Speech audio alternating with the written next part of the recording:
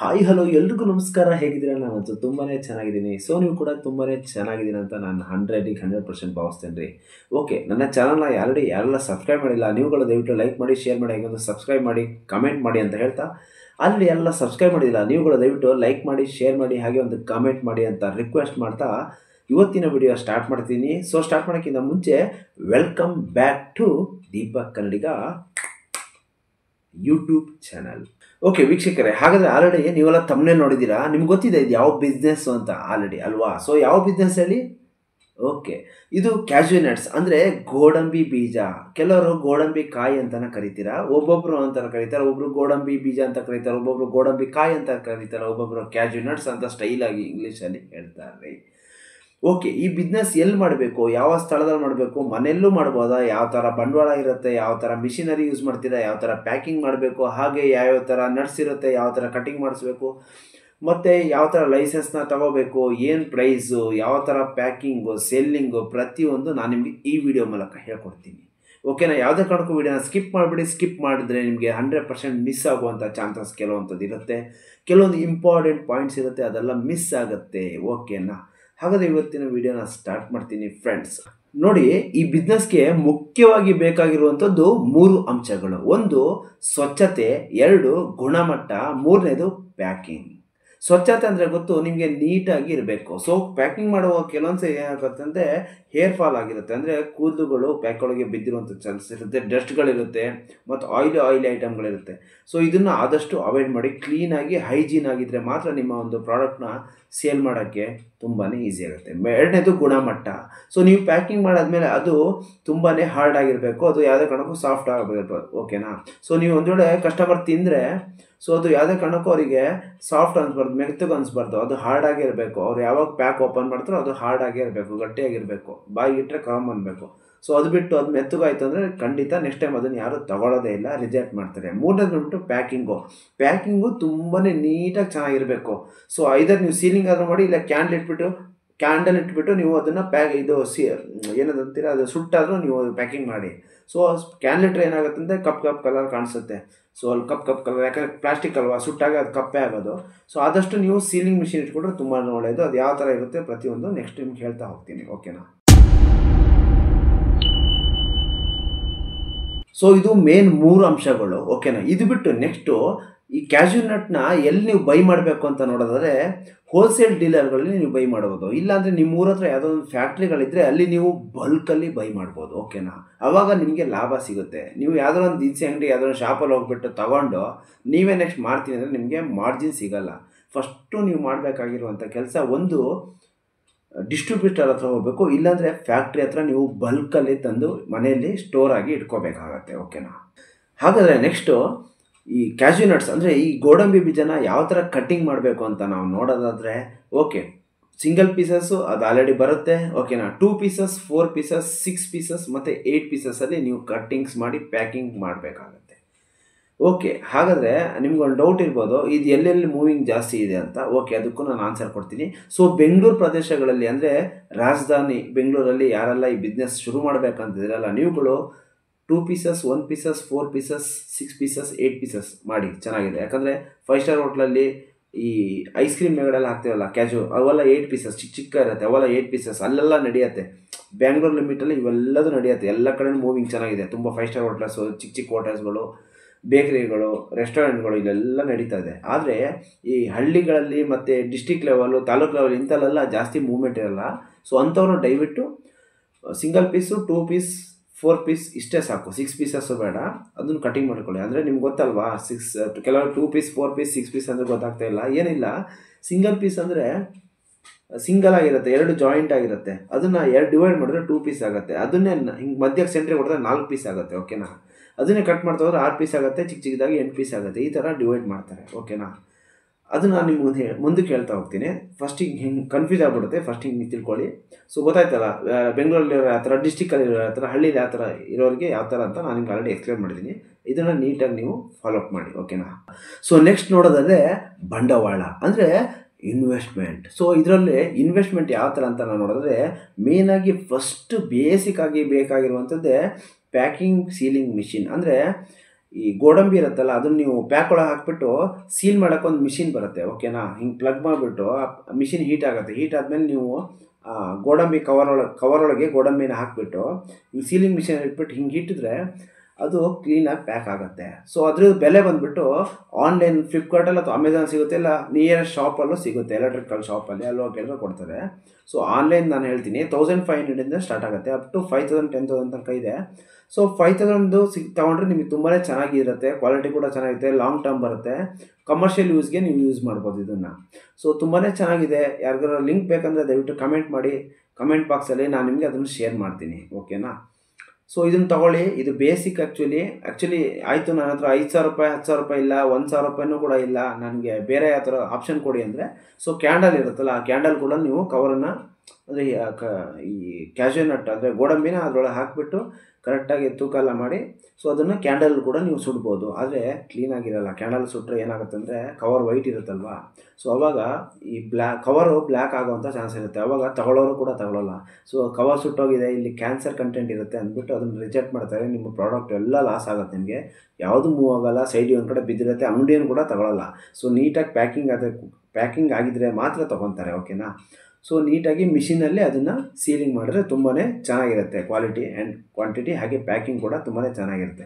Next ಮೂರನೇದು ಬಂದುಬಿಟ್ಟು ಬಂಡವಾಳ ಬಂದುಬಿಟ್ಟು ಏನು, ಸೊ ನೀವು ಈ ಕ್ಯಾಶ್ಯೂ ನಟ್ನ ಬೈ ಮಾಡ್ತೀರಲ್ಲ ಅದು ನಿಮ್ಮ ಮೇಲೆ ಡಿಪೆಂಡ್ ಆಗಿರುತ್ತೆ. ಒಂದು 5,000 ರೂಪಾಯಿ ಐಟಮು 10,000 ರೂಪಾಯಿದು, ಇಲ್ಲ 20,000 ರೂಪಾಯಿ, 50,000 ರೂಪಾಯಿ, ಅದು ನಿಮ್ಮ ಮೇಲೆ ಡಿಪೆಂಡ್ ಆಗಿರುತ್ತೆ. ಅದು ಇಂತಷ್ಟೇ ಅಂತ ಹೇಳಲ್ಲ, ನಾನು 15,000 ರೂಪಾಯಿ ಆಗ್ಬೋದು ಅಂತ ಹೇಳಿದ್ದೀನಿ ಅಷ್ಟೇ.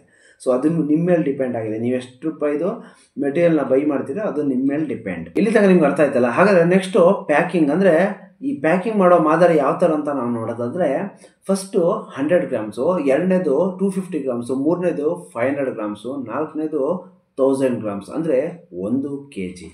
ಓಕೆನಾ, ಗೊತ್ತಾಯ್ತಲ್ಲ. ನಿಮ್ಗೆ ಗೊತ್ತಿರುತ್ತೆ ಗ್ರಾಮ್ ಲೆಕ್ಕ, ನಾನು ಹೇಳೋದು ಬೇಡ, ಪದೇ ತುಂಬಾ ಲ್ಯಾಗ್ ಆಗುತ್ತೆ. ಸೊ ನೆಕ್ಸ್ಟ್ ಹೋಗೋಣ. ಓಕೆ, ಇಲ್ಲಿ ತನಕ ಅರ್ಥ ಆಯ್ತಲ್ಲ. ಸೊ ನೆಕ್ಸ್ಟ್ ಲಾಭ ಯಾವ ಥರ ಅಂತ ನಾವು ನೋಡೋದಾದರೆ, ಯಾವುದೇ ಬಿಸ್ನೆಸ್ ಆಗಲಿ ಲಾಭ ಇಲ್ಲ ಅಂದರೆ ಯಾರೂ ಮಾಡಲ್ಲ.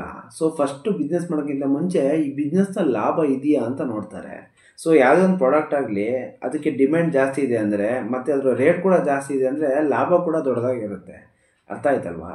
ಸೊ ಈ ಗೋಡಂಬಿ ಬಿಸ್ನೆಸ್ ಇದೆಯಲ್ಲ, ಇದರಲ್ಲಿ ಕೂಡ ಲಾಭ ತುಂಬಾ ಚೆನ್ನಾಗಿದೆ.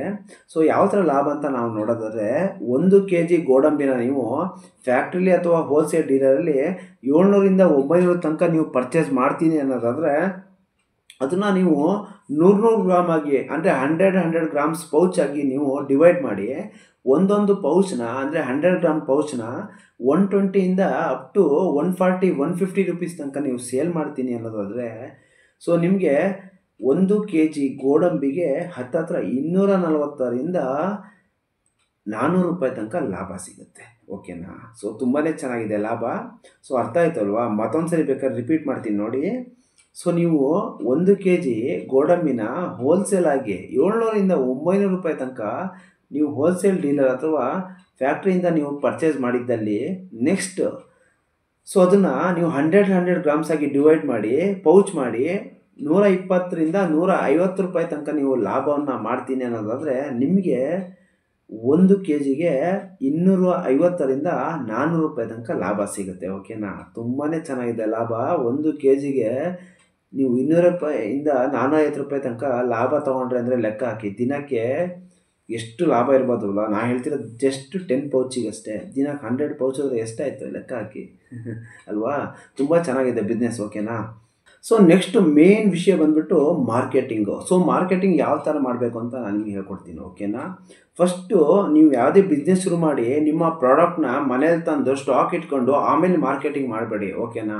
ಫಸ್ಟು ನೀವು ಇನ್ನೊಂದು 20 ದಿನ 30 ದಿನ 1 ತಿಂಗಳು 2 ತಿಂಗಳು ಬಿಟ್ಟು ನೀವು ಬಿಸ್ನೆಸ್ನ ಸ್ಟಾರ್ಟ್ ಮಾಡ್ತೀರಾ, ಪ್ರಾಡಕ್ಟ್ನ ಬೈ ಮಾಡ್ತೀರಾ ಅಂದರೆ ಈಗಲಿಂದನೇ ಸ್ಟಾರ್ಟ್ ಮಾಡಿ ಮಾರ್ಕೆಟಿಂಗ್ ಮಾಡೋದಕ್ಕೆ. ಫಸ್ಟು ಈಗಲಿಂದನೇ ಅಂಗಡಿ ಶಾಪ್ ಟು ಶಾಪ್ ವಿಸಿಟ್ ಮಾಡಿ, ಈಗಿಂದನೇ ಮಾರ್ಕೆಟಿಂಗ್ ಶುರು ಮಾಡಿ. ಸೊ ಪ್ರತಿಯೊಬ್ಬರಿಗೂ ಹೇಳಿ, ನಮ್ಮಲ್ಲಿ ಗೋಡಂಬಿ ಸಿಗುತ್ತೆ, ಈ ಥರ ಪ್ಯಾಕಿಂಗ್ ಆಗಿರುತ್ತೆ, ಎಷ್ಟು ಚೆನ್ನಾಗಿರುತ್ತೆ, ಪ್ರತಿಯೊಂದು ತುಂಬ ಚೆನ್ನಾಗಿದೆ ಅಂತ. ಕೆಲವೊಂದು ಬೇಕಾದ್ರೆ ಶಾಂಪಲ್ ಯಾರ್ದೋ ಒಂದು ತೊಗೊಂಡೋಗಿ ಶಾಂಪಲ್ ತೋರಿಸಿ, ಇದೇ ನಮ್ಮ ಪ್ರಾಡಕ್ಟು ಅಂತ ಒಪ್ಕೋತಾರೆ, ಓಕೆನಾ. ಆಮೇಲೆ ಬೇಕಾದ್ರೆ ನೀವು ಮಾಡ್ಕೊಳ್ಳಿ ಪ್ಯಾಕಿಂಗು. ಸ್ಟಾರ್ಟಿಂಗ್ ನೀವು ಕೆಲವರಿಗೆ ಶಾಂಪಲ್ಸ್ನ ಕೊಡಿ, ಒಂದು 1 kgನೋ 2 kgನೋ ಚಿಕ್ಕ ಒಂದು 20 ರೂಪಾಯಿ ಪ್ಯಾಕೆಟ್ನ ಮಾಡಿಕೊಂಡು ಚಿಕ್ಕ ಪೌಚ್ ಮಾಡಿಕೊಂಡು ಅಲ್ಲಿ ಸಿಗುತ್ತೆ ಅಂಗಡೀಲಿ, ಅದನ್ನು ಪರ್ಚೇಸ್ ಮಾಡಿ. 1,000 ರೂಪಾಯಿ 2,000 ರೂಪಾಯಿ ಐಟಮ್ ಪರ್ಚೇಸ್ ಮಾಡಿ, ಅಂತ ತೊಂದರೆ ಇಲ್ಲ. ಸ್ಟಾರ್ಟಿಂಗು ಏನು ಲಾಸ್ ಆಗುತ್ತೆ ಅಂತ ಯೋಚನೆ ಮಾಡಬೇಡಿ. ನೀವು ಮಾಡಲೇಬೇಕಂತ ಫಿಕ್ಸ್ ಆಗಿದ್ರೆ ಒಂದು 2,000 ರೂಪಾಯಿ ಐಟಮ್ ತೊಗೊಳ್ಳಿ, ಗೋಡಂಬಿ ತೊಗೊಂಡು ಪ್ರತಿಯೊಂದು ಅಂಗಡಿ ಕೊಡಿ, ಶಾಪರ್ಸ್ ಕೊಡ್ತಾ ಹೋಗಿ. ಸೊ ಇದು ನಮ್ಮ ಪ್ರಾಡಕ್ಟ್ ಅಂತ ಹೇಳಿ ಅದರಲ್ಲಿ ಯಾವುದೇ ಕಾರಣಕ್ಕೂ ಬೇರೆ ಕಂಪ್ನಿ ಲೋಗೋ ಇರಬಾರ್ದು, ಪ್ಲೇನ್ ಆಗಿರಬೇಕು, ಓಕೆನಾ? ಆ ಥರ ನೀವು ಮಾಡಬೇಕು. ಇನ್ನೊಬ್ರದ್ದು ಕೊಟ್ಬಿಟ್ಟು ಸಿಗಾಕೋಬೇಡಿ. ನಾನು ಹೇಳಿದೆ ಅಂತ ನಾನು ಕ್ಲಿಯರಾಗಿ ಹೇಳೋದು, ಯಾವುದೇ ಕಾರಣ ಸಿಗಾಕೊಳ್ಳೋಂಗೆ ಹೇಳಲ್ಲ, ಓಕೆನಾ? ಸೊ ಏನು ಹೇಳ್ತಿದ್ದೀನಿ ಅಂದರೆ ಅರ್ಥ ಆಯ್ತಲ್ವಾ? ಸೊ ಫಸ್ಟು ಶಾಂಪಲ್ನ ಕೊಡಿ. ಯಾವುದೇ ಬಿಸ್ನೆಸ್ ಆಗಲಿ ಫಸ್ಟು ನೀವು ಮಾರ್ಕೆಟಿಂಗ್ ಮಾಡಬೇಕು. ಮಾರ್ಕೆಟಿಂಗ್ ಮಾಡಿ ಆಮೇಲೆ ನಿಮ್ಗೆ ಆರ್ಡರ್ ಸಿಕ್ಮೇಲೆ ನೀವು ಕನ್ಫರ್ಮ್ ಆದಮೇಲೆ ನೀವು ಬಿಸ್ನೆಸ್ನ ಶುರು ಮಾಡಬೇಕು, ಓಕೆನಾ? ಅರ್ಥ ಆಯ್ತಲ್ಲ? ಸೊ ಮಾರ್ಕೆಟಿಂಗ್ ಎಲ್ಲೆಲ್ಲಿ ಮಾಡಬೇಕು ಅಂದರೆ ದಿನಸಿ ಅಂಗಡಿ, ಹೋಟೆಲ್ಲು, ಬಾರ್ ಆ್ಯಂಡ್ ರೆಸ್ಟೋರೆಂಟು, ನಿಮ್ಮ ಮನೆ ಬರೋ ಯಾರೆಲ್ಲ ಬರ್ತಾರಲ್ಲ ಅಕ್ಕಪಕ್ಕದವರು, ಅವ್ರಿಗೆಲ್ಲರಿಗೂ ಮಾರ್ಕೆಟಿಂಗ್ ಮಾಡಿ. ಸೊ ಎಲ್ಲೆಲ್ಲಿ ಸೇಲ್ ಮಾಡಬೇಕಂದ್ರೆ ಮನೆ ಬರ್ತಾರಲ್ಲ ಗ್ರಾಹಕರು, ಅಲ್ಲೂ ಸೇಲ್ ಮಾಡ್ಬೋದು, ಮನೆಯಲ್ಲೂ ಸೇಲ್ ಮಾಡ್ಬೋದು, ಅಥವಾ ಯಾರು ರಿಲೇಟಿವ್ಸು ಹೊರಗಡೆಯಿಂದ ಅಕ್ಕಪಕ್ಕ ಮನೆಯವರು, ಪಕ್ಕದ ಬೀದಿಯವರು, ಪಕ್ಕದೂರವ್ರು ಬಂದರೆ ಅವ್ರಿಗೂ ಕೂಡ ನೀವು ಸೇಲ್ ಮಾಡ್ಬೋದು. ಆಮೇಲೆ ಹತ್ತಿರದ ಅಂಗಡಿಗಳು, ದಿನಸಿ ಅಂಗಡಿಗಳು, ಬೇಕರಿಗಳು, ಆಮೇಲೆ ಬೀಡ ಅಂಗಡಿ ಎಲ್ಲರೂ ನೀವು ಮಾಡಿ. ಬೀಡ ಅಂಗಡಿ ಕೂಡ ಸೇಲ್ ಆಗುತ್ತೆ. ಇದು ಸೇಲ್ ಆಗಲ್ಲ ಅಂತಿಲ್ಲ, ಹಿಂಗೆ ನೇತಾಕಿದ್ರೆ ಇಮಿಡಿಯೇಟ್ ಯಾರೋ ಬಂದರೆ ತೊಗೊಂಡೋಗ್ಬಿಡ್ತಾರೆ ಅಲ್ಲೇ. ಸೊ ಎಲ್ಲಿ ಬೇಕಾದ್ರೂ ಕೂಡ ನೀವು ಮಾರಾಟ ಮಾಡ್ಬೋದು. ನಾನು ಹೇಳ್ತಿರೋದು 1 kg 2 kg ಪ್ರಾಡಕ್ಟ್ ಅಲ್ಲ, 100 ಗ್ರಾಮ್ಸ್ ಪ್ರಾಡಕ್ಟ್ ಅಲ್ಲ, 250 ಅಲ್ಲ, ಚಿಕ್ಕದು 20 ರೂಪಾಯಿಗೆ ಚಿಕ್ಕ ಪೌಚ್ ಬರುತ್ತೆ. ಅರ್ಜೆಂಟ್ ಈಗ ಯಾವುದೊಂದು ಕೇಸರಿ ಬಾತ್ ಮಾಡ್ಬೇಕಂತ ಇರ್ತಾರೆ, ಇನ್ನೇನೋ ಮಾಡ್ಬೇಕು, ಪಾಯಸ ಮಾಡ್ಬೇಕಂದ್ರೆ ಅವ್ರಿಗೆ ಜಸ್ಟ್ ಒಂದು 10 ಪೀಸಸ್ ಸಾಕಾಗಿರುತ್ತೆ ಗೋಡಂಬಿ, ಏನು ಅರ್ಧ kg 1 kg ಬೇಕಾಗಿರಲ್ಲ. ಸೊ ಅಂಥವ್ರು ಬಂದ್ಬಿಟ್ಟು ಇಮಿಡಿಯೇಟ್ 20 ರೂಪಾಯಿ ಚಿಕ್ಕ ಪ್ಯಾಕೆಟ್ನ ನೀವು ಪ್ಯಾಕಿಂಗ್ ಮಾಡಿ ಸೇಲ್ ಮಾಡ್ತೀನಿ ಅದಾದರೆ, ಸೊ ಅದು ನೀವು ಸೇಲ್ ಮಾಡ್ಬೋದು, ತುಂಬಾ ಚೆನ್ನಾಗಿರುತ್ತೆ ಲಾಭ, ಓಕೆನಾ? ಸೊ ಇಷ್ಟೊತ್ತು ನಿಮಗೆ ಮಾರ್ಕೆಟಿಂಗು, ಸೆಲ್ಲಿಂಗು ಎಲ್ಲ ಹೇಳ್ದೆ. ಈಗ ಮೇನ್ ವಿಚಾರ ಬಂದ್ಬಿಟ್ಟು ಪ್ರಾಡಕ್ಟ್ನ ಯಾವ ಥರ ಬಿಲ್ಡ್ ಮಾಡಬೇಕು ಅಂತ. ಸೊ ಇಲ್ಲಿ ಸ್ವಚ್ಛತೆ, ಪ್ಯಾಕಿಂಗು ಮತ್ತು ಹೈಜೀನ್ ತುಂಬಾ ಇಂಪಾರ್ಟೆಂಟ್ ಆಗಿರುತ್ತೆ. ನಿಮ್ಗೆ ಹೇಳ್ದನಲ್ಲ, ಪ್ಯಾಕಿಂಗು ತುಂಬಾ ಇಂಪಾರ್ಟೆಂಟು. ಇದರಿಂದ ನಿಮ್ಮ ಒಂದು ಬ್ರ್ಯಾಂಡ್ನ ನೀವು ಬಿಲ್ಡ್ ಮಾಡ್ಬೋದು, ಓಕೆನಾ?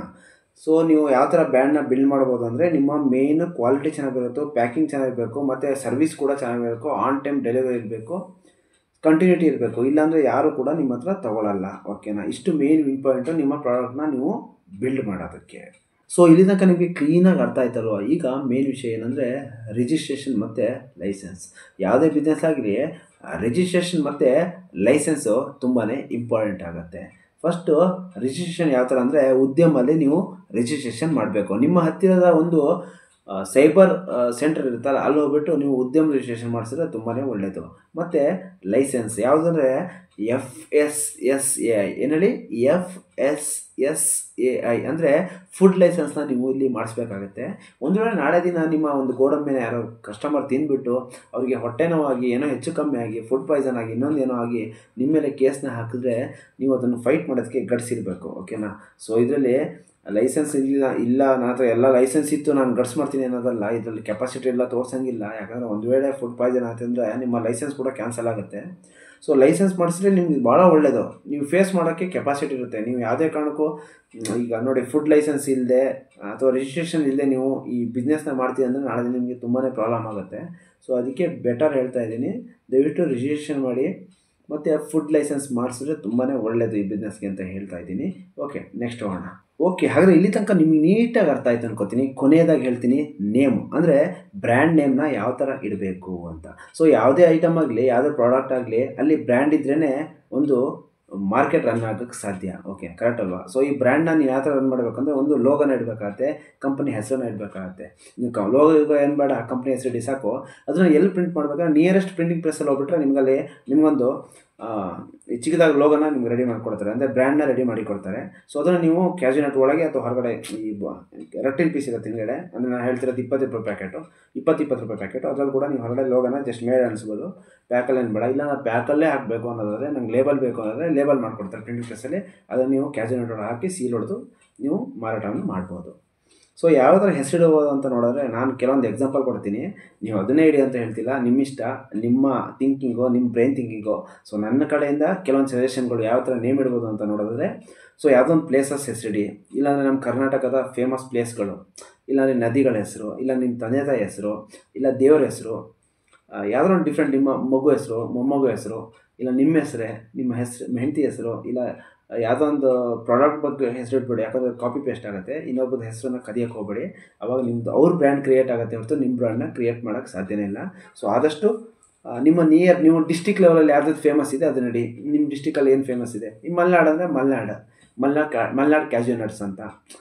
ಆಮೇಲೆ ಗುಡ್ಡಗಾಡು ಕ್ಯಾಶ್ಯೂ ನಟ್ಸು, ಆಮೇಲೆ ಅರಣ್ಯ ಕ್ಯಾಜು ನಟ್ಸು, ಏನೋ ಡಿಫ್ರೆಂಟ್ ಆಗಿಡಿ, ತುಂಬ ಚೆನ್ನಾಗಿರುತ್ತೆ. ನಮ್ಮ ಕ್ಯಾಜು ನಟ್ಸು, ಕರ್ನಾಟಕ ನಟ್ಸು, ಹೆಲ್ದಿ ಕ್ಯಾಜು ನಟ್ಸು, ಡಿಫ್ರೆಂಟ್ ಆಗಿಡಿ. ನಿಮ್ಗೆ ಏನು ತಿಂಗಳು ಬರುತ್ತೆ ಅದು ಇಡಿ. ಆಮೇಲೆ ತುಂಗಭದ್ರಾ ಕ್ಯಾಜು ನಟ್ಸು, ಕಾವೇರಿ ಕ್ಯಾಜು ನಟ್ಸು, ಶರಾವತಿ ಕ್ಯಾಜು ನಟ್ಸು, ಈ ಥರ. ಆಮೇಲೆ ಹೇಮಾವತಿ ಕ್ಯಾಜು ನಟ್ಸು, ಈ ಥರ ಡಿಫ್ರೆಂಟ್ ನೇಮ್ಗಳನ್ನ ನೀವು ಇಡಿ, ತುಂಬಾ ಚೆನ್ನಾಗಿರುತ್ತೆ. ಸೊ ಯಾವುದೇ ಕಾರಣಕ್ಕೂ ನಾರ್ಮಲಾಗಿ ಓಲ್ಡ್ ಸ್ಟೈಲ್ ಇಡಬೇಡಿ ಹೆಸರು, ತುಂಬ ಡಿಫ್ರೆಂಟಾಗಿ ಜನರಿಗೆ ನೆನಪಿರಬೇಕು ಅಂಥ ಹೆಸರುಗಳನ್ನ ಇಡಿ. ಆವಾಗ ತುಂಬಾ ಚೆನ್ನಾಗಿ ನಿಮ್ಮ ಬ್ರ್ಯಾಂಡ್ ಕ್ರಿಯೇಟ್ ಆಗುತ್ತೆ. ಓಕೆನಾ? ಸೊ ಇವತ್ತಿನ ವಿಡಿಯೋ ನಿಮಗೆ ತುಂಬಾ ಇಷ್ಟ ಆಗಿದೆ ಅನ್ಕೋತೀನಿ. ಸೊ ಯಾರಿಗೆಲ್ಲ ಇಷ್ಟ ಆಗಿದೆ ದಯವಿಟ್ಟು ಲೈಕ್ ಮಾಡಿ, ಶೇರ್ ಮಾಡಿ, ಹಾಗೆ ಒಂದು ಕಮೆಂಟ್ ಮಾಡಿ. ಸಬ್ಸ್ಕ್ರೈಬ್ ಮಾಡೋದು ಮಾತ್ರ ದಯವಿಟ್ಟು ಮರಿಬೇಡಿ. ಬೆಲ್ ಐಕನ್ನ ದಯವಿಟ್ಟು ಒತ್ತಿ. ಸೊ ಅದರಿಂದ ನಿಮಗೆ ಹೊಸ ಬಿಸ್ನೆಸ್ ಐಡಿಯಾಗಳು, ಫೈನಾನ್ಸ್ ಐಡಿಯಾಗಳು, ಮಾರ್ಕೆಟಿಂಗು, ಆಮೇಲೆ ಟೆಕ್ನಾಲಜಿ ಪ್ರತಿಯೊಂದು ವಿಡಿಯೋನೂ ಬಿಡ್ತಾ ಇರ್ತೀನಿ, ನಿಮಗೆ ನೋಟಿಫಿಕೇಷನ್ ಬರ್ತಾ ಇರುತ್ತೆ. ಓಕೆನಾ? ಸೊ ಇವತ್ತಿನ ವಿಡಿಯೋ ನಿಮಗೆ ತುಂಬಾ ಇಷ್ಟ ಆಯ್ತಲ್ಲ, ದಯವಿಟ್ಟು ಕಮೆಂಟ್ ಮಾಡಿ ನಿಮ್ಮ ಅನಿಸಿಕೆ, ಅಭಿಪ್ರಾಯಗಳಂತ ಹೇಳ್ತಾ ಇನ್ನೊಂದು ವಿಡಿಯೋದೊಂದಿಗೆ ಆದಷ್ಟು ಬೇಗ ಬರ್ತೀನಿ. ಅಲ್ಲಿ ತನಕ ಹ್ಯಾವ್ ಎ ಗುಡ್ ಬಾಯ್.